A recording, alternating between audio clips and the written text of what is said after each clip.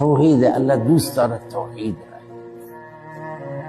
حقیقت، بزرگترین حقیقت توحیده. توحید چیه؟ عبادت الله. عبادت چیه؟ بارها عرض شده، یعنی انسان ندا و صدا و دعایش الله باشه، فقط الله را حاجت روا و مشکل گشای واحد و یگانه بدانه. انواع عبادت های بدنی را، سجده را، رکوع را، قیام را فقط برای الله انجام بدهد. طواف را فقط گرد خانه الله. دو عبادت شد، عبادت قولی، عبادت بدنی، این توحیده. سه عبادت مالی. عبادت مالی نظرش، خیراتش فقط برای الله باشد.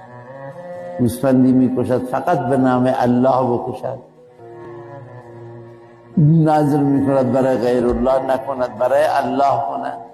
نظر به غیر الله شرکه.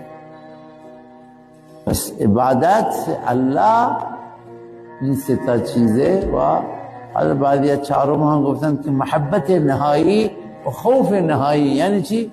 یعنی بالاترین درجه محبت با الله باشه. والذین آمنوا اشد حبا لله. و بالاترین در خوف مخصوصا خوف فوق الاسباب از الله باشه.